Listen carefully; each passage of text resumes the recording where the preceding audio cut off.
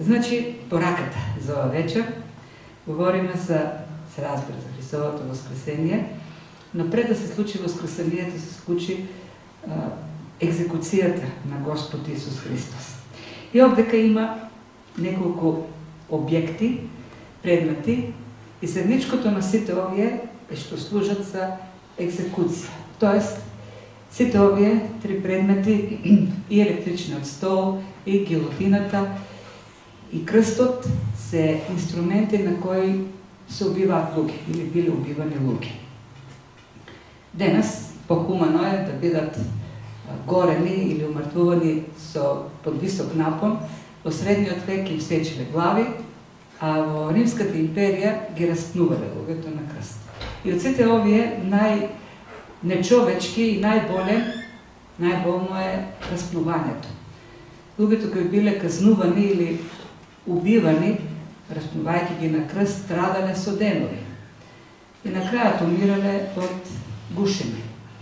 Знаете дека биле приковувани на крстот рацете и нозете, и за да можат да дишат, требало да се исправаат со прободените раци и нозе. Тоа предизвикувало болка, пак се опуштале. Опуштената положба ја притискала диафрагмата, па морале пак да се исправат. Тоа го правиле постојано под жешкото палестинско сонце со денови, додека на крајот не биле сакувани и така умирале од гушење. Иако крстот е најнехуманиот или најизмачувачкиот начин за казнување на луѓето и нивното усмртување, сепак ние денес на крстот гледаме поинако отколку на електричниот стол или на гилотината или бесилката или било каков друг начин за екзекуција. Кога гледаме на крстот, гледаме со надеж. И дури луѓето го користат и како украст.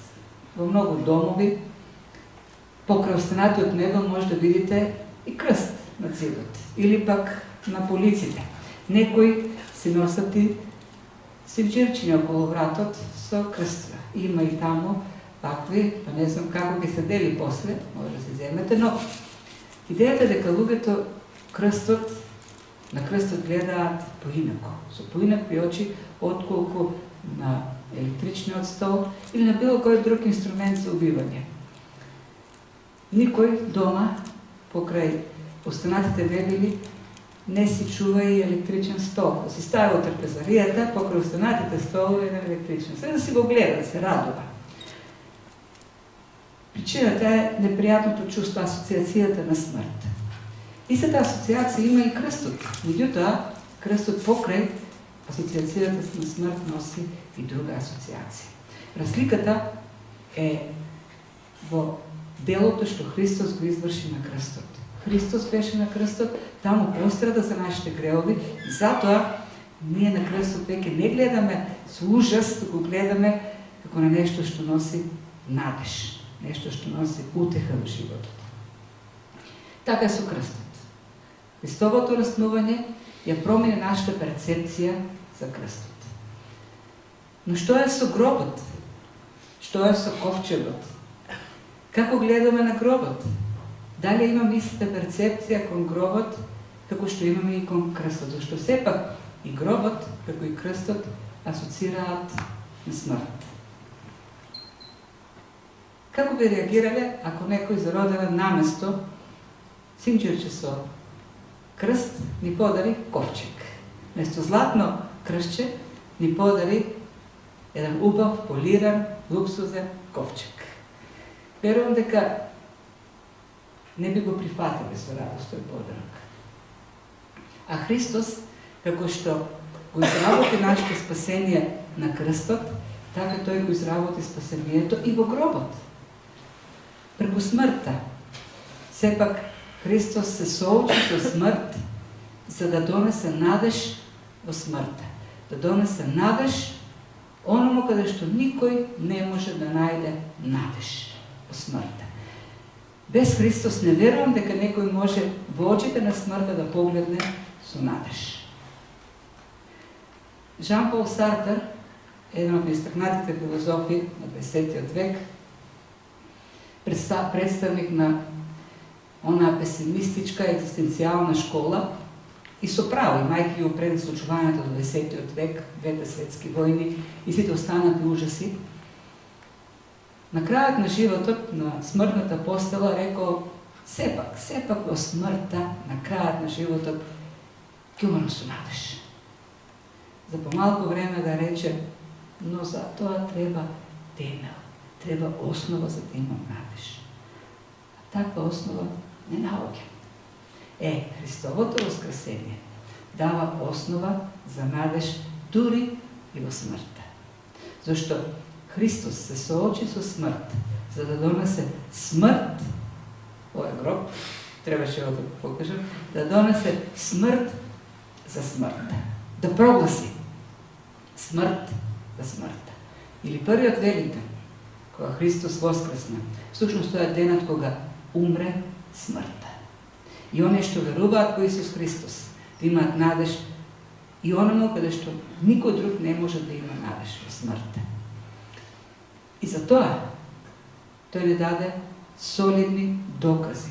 Надежта која не даде Исус Христос во воскресението не е било каква надеж. Таа е надеж со основа, со темел. И има еден текст во Новиот Завет во кој што апостол Павле на најдобар начин предлага заштита, апологија на Христовото воскресение.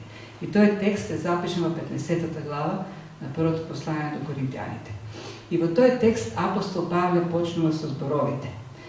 Тоест не е првиот стих, во 4 стих вели вака: што најпрви ви го предадов она што го бев и примил, дека Христос умре за нашите гревови според писмата, и дека беше погребан, и дека воскресе на третиот ден според писмата. Нашите млади, и не само млади, читаа од Стариот Завет ветувања или пророштва за Христовото воскресение.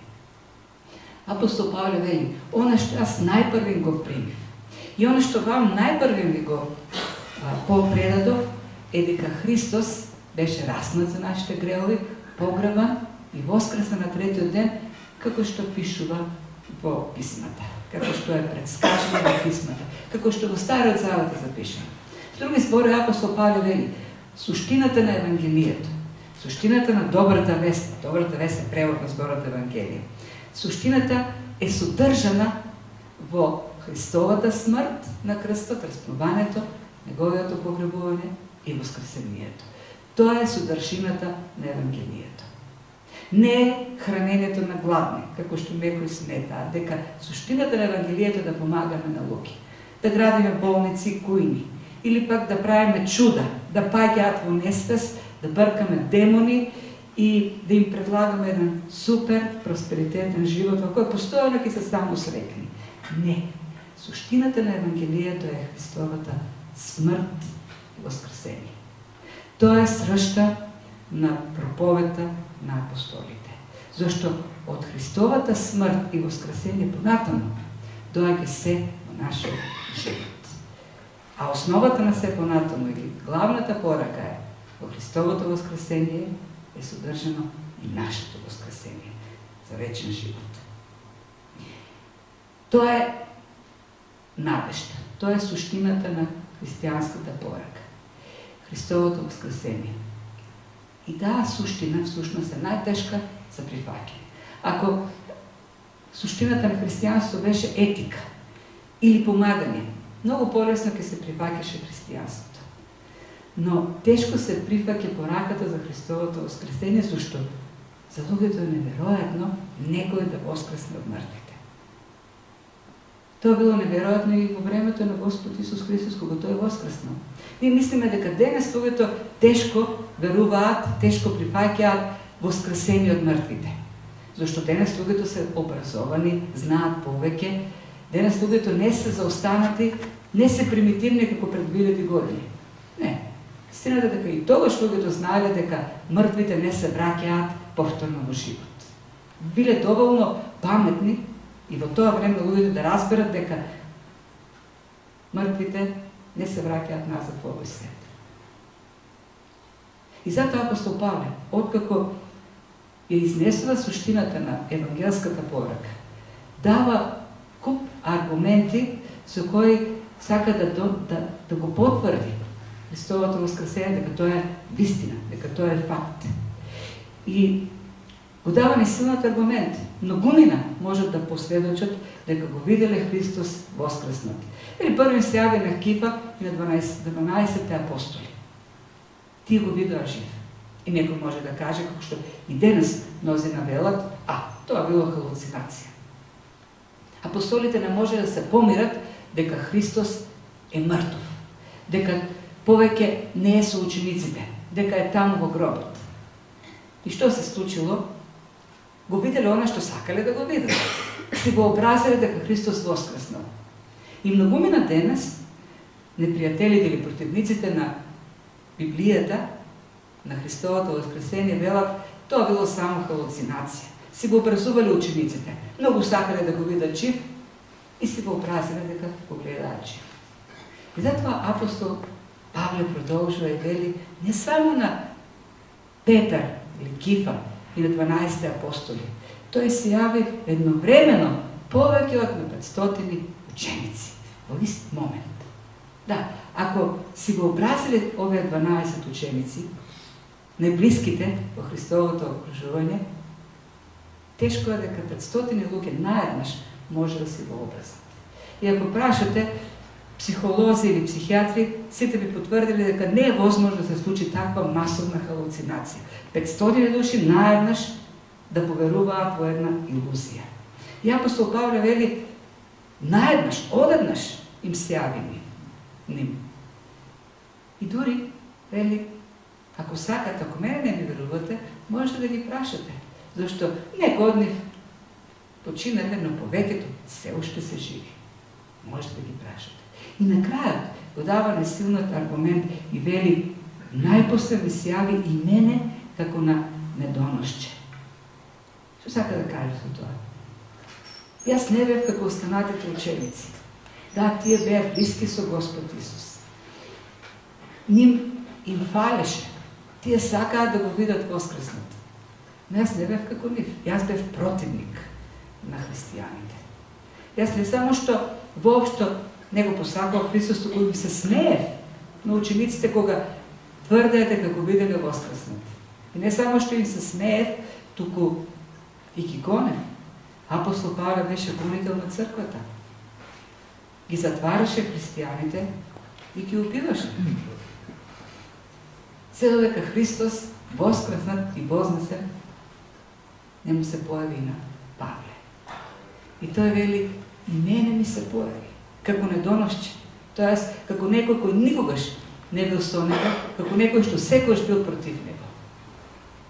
И ако не им верувате на апостолите, ако мислите дека тие се заблудени, тогаш може мене да ми поверувате.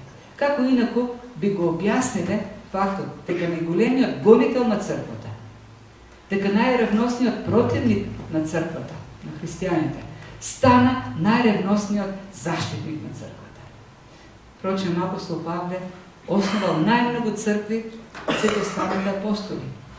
Тој ги напиша половината од книгите во Новиот Завет. Како би можеле да објасниме таа промена?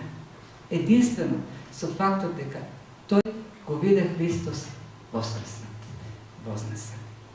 И ги дава тие сигурни темели на Христовото воскресение. И продолжува спорејќи со оние кои велат добро, во ред, Христос може би воскреснал, но има ли тоа некакво значење за нас? Ние не можеме да поверуваме. Јас не можам да поверувам дека и ние еден ден ќе воскреснеме. Но никој не се вратил од таму.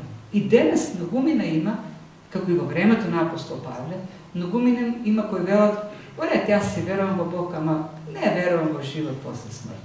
Кој се вратил од таму?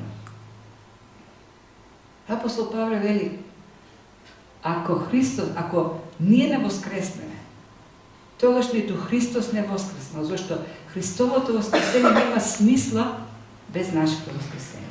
Христос воскресна, не зашто му требаше немо воскресение. Христос воскресна за нас. И ако нема воскресение за нас, тогаш Христос како не е воскреснал. Неговото воскресение е само илузија, приказка. Ако се нарекуваме христијани и велиме дека ние нема да воскреснеме во Христовото воскресение. Тогаш ние не сме христијани. Како што Христос не воскреснал, така и ние нема да воскреснеме и ние не сме христијани. Тоест, подобро да не се нарекуваме воопшто христијани. Ако се нарекуваме христијани, треба да веруваме дека Христос умре на крстот за нашите грехови, воскресна на третиот ден според писмата за нашето воскресение. И затоа вели, но сега Христос воскресна, навистина воскресна, вели апостол Павле. Затоа има многу докази, јас сум очевидец за тоа. И како првина на оние кои починале, тоест, тој воскресна и воскресна заради нас. И употребава да многу специфичен збор, земен од природата. Вели како првина воскресна, како прв плод. Прави асоциација со првите плодови кои се јавуваат на дрвјата, на растенијата, на нивите. Првиот плод е најубавлив и првиот плод ветува жетва. Ако се јави првиот плод, тоа е гаранција дека ќе има и остаток.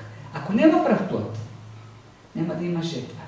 Но првиот плод се јави во Христос и бидејќи Христос навистина воскресна, и ние ќе воскреснеме со него во вечен живот. И ова вистина за Христовото воскресение треба да ја смени нашата перспектива за вечноста, за овој живот овдека на земјата и воопшто кон се. Од нашиот однос кон Христовото воскресение, од нашата вера, дали тој е воскреснал или не воскреснал, се одредува и вечноста. Ако велиме дека веруваме во Исус Христос, а не веруваме дека тој е воскреснал и дека и ние ќе воскреснеме со него, тогаш не веруваме во библискиот Исус. Веруваме во некој друг Исус. И тоа не е најстрашното. Проблемот е што ако не веруваме во Христовото воскресение, нема да се исклучи нашето воскресение. Ние сепак ќе воскреснеме. Но зашто ќе воскреснеме? Господ Исус вели, не чудете се на тоа зашто доаѓа часот кој сите што се во гробовите ќе го чуят неговиот глас и ќе излезат од нив оние што правеле добро, ќе воскреснат за живот, а оние што правеле зло, ќе воскреснат за осудување. Независно од тоа дали веруваме дека Христос воскреснал или не воскреснал, ние ќе воскреснеме во секој случај. Со тоа што оние што веруваат во Исус Христос, дека тој умрел за гревовите наши, тие ќе воскреснат за вечен живот во Божјото царство. Оние пак што не веруваат, и тие ќе воскреснат. Воскресението е нестворен факт. Господ Исус го тврди тоа. Но тие ќе воскреснат за осуда, зашто гревовите и понатаму ги осудуваат.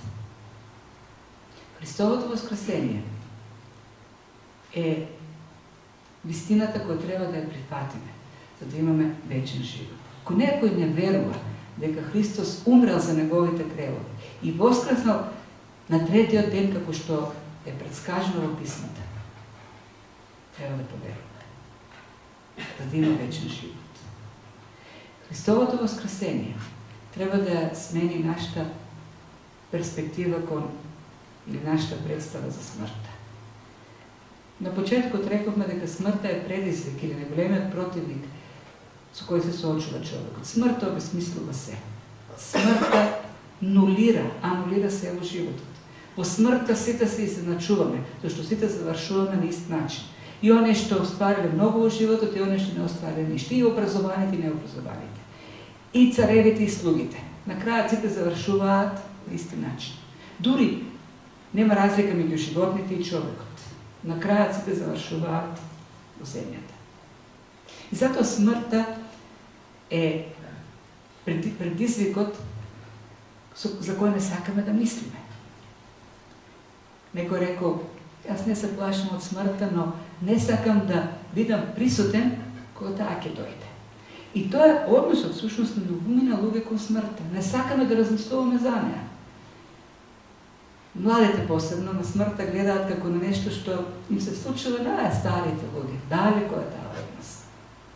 Сите ние мислиме така. Си мислиме за смртта како за нешто што се случува на другите. Причината зашто не сакаме да размислуваме за неа. Зашто не сакаме да се соочуваме со тој предизвик. Кој што кажа Гаго, проблемот е во главите на луѓето. Христос преку воскресението се соочи со тој предизвик, ја зеде смрт, ја обесили смртта. Во Христовото воскресение тој победи смртта и ние да бидеме победници во смртта. И смртта веќе не е страшилото, не е осилото, не е трнот кој предизвикува страх. Смртта е само преминот, не е точката, запирката, преку која преминуваме во вечниот живот. И тоа е суштината на великденската порака. Тоа е суштината на Великден, дека Христос преку смртта ја уништи смртта, ја победи смртта за вечен живот. Вечен живот кој нам ни е подарен. И затоа триумфално апостол Павле во продолжение пишува: а кога ова распадливо ќе се облече во нераспадливост и она смртното во бесмртност, тогаш ќе се збидне зборот напишан: победата ја проболта смртта. О смрт, каде ти е усилката? О смрт, каде ти е победата? Кога ова распадливо тело ќе се распадне во земјата и ќе се облече во нераспадливост, во едно вечно славно тело, тогаш ќе триумфираме над смртта. А сето тоа благодарение на Христовата смрт и неговото воскресение. Во Христос, во неговото воскресение, ние имаме надеж, дека смртта не е крај. Смртта не води кон нихилизам, кон несуштествување, крај на се, кон обезличување. Смртта е преминот во Божјото царство, каде што во вечноста ќе живееме заедно со Господ Исус Христос. И на крајот, воскресението на Христос ја менува представата за животот. Воскресението на Христос или Великден е добар повод да се замислуваме на зборовите на апостол Павле. Ако само во овој живот се надеваме на Христос, тогаш сме зашарени повеќе од сите други луѓе. Да, верата во Христос носи многу блага, благодети овдека, на земјата, во овој живот. Можеме да бидеме благодарни, бидејќи христијаните или верата во Христос дава подобар брак. И статистиката покажува дека верните луѓе имаат помалку проблеми и помалку разводи. Тоа е статистика, тоа е факт. Статистиката потврдува дека верните луѓе се поуспешни во работите што ги работат. И тоа се дължи сигурно на верата и на дисциплината што ја покажуваат. Економијата во земите во кои што има повеќе верни луѓе, повеќе посветени на Бог, секој пат бележи побрз раст. Тоа е факт потврден во историјата. Факт е дека верата исто така е врзана и со здравјето. Статистиката покажува дека христијаните, верните луѓе страдаат помалку од многу болести од кои што страдаат оние кои веруваат. И сето тоа се благодети. Но ако нашата надеж во Христос се сведе само на тоа, тогаш ние сме најмногу зажалени. Зашто повеќе и од оние кои воопшто не веруваат во Христос. Зашто колку да сме здрави на крајот, пак ќе го напуштиме овој свет. И да сме во супер здраве на крајот, пак ќе умреме. Нема да го спречиме старењето, зашто никој не го спречил старењето. Старењето е најприсутната болест. Болест која го зафаќа секој. Колку да успеаме во кариерата, на крајот ќе одиме во пензија. Тоа е факт. Бараме убава работа, копнееме за кариера, на крајот и тоа завршува. Некој дури не може да очека и пензија. Сите тие работи си одат. Но не заминува надежта во Христос за она што доаѓа после смртта. Затоа апостол Павле предупредува нашата надеж да не биде само во овој живот, а за жал, во голема мера, современиот христијанин ја ограничува надежта во Христос само за овој живот. И се поголем број се проповедниците кои ветуваат просперитет во овој живот, заборавајќи за вечност. Затоа, Христовото воскресение треба да го дефокусира нашиот поглед. И да стави приоритет на подготовките за вечността много повеќе отколку подготовките за овој живот. Зашто за жал? Мнозина христијани се подготвуваат за овој живот, посветуваат внимание на овој живот како да ќе вечно живеат овде. Забораваме дека всушност овој живот е само подготовка, влез кон вечноста. Затоа многу поважно од тоа колку пари имаме на сметка е како го живееме животот, како се однесуваме кон луѓето, кон нас. Многу поважно тоа каква кола возиме е како располагаме со се што Бог ни дал. Како располагаме на сите можности кои Бог ни ги дал овде на земјата. Многу поважно од сите други земни работи, богатства е колку го посветуваме нашиот живот во градењето на Божјото царство. Зашто Христовото воскресение отвара перспективи, отвара надеж за целата вечност. Онаму каде што нити богатствата можат да бидат украдени, ниту можат да бидат уништени, ниту можат да изгният.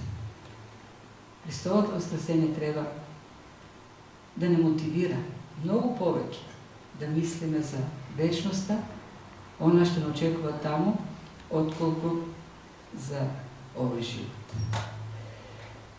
Јас се надам дека овие охрабрувања или предупредувања ќе не потекнат да размислуваме и Христовото воскресение да донесе вистински воскресенски живот за сите нас. И да биде на вистинско сведоштво во овој свет, на луѓе кои живеат воскресенски живот. Јас се посакувам да имате радосни, благословени празници и се надевам Христовото воскресение да биде реалност за секој од нас. Денес прочитав еден интересен поздрав на поздрав од Христос воскресна. Вели, кога некој ќе те поздрави, Христос воскресна, да му одговориш да ти се врати. И навистина е така. Ако не ни се врати, Христос напразно воскреснал. Се надевам и мојата желба е секој да верува дека Христос навистина умре за неговите гревови, дека навистина воскресна, зашто носи поинако живот. Ја менува перспективата за овој живот, ја менува перспективата кон смртта, ја менува перспективата за вечноста.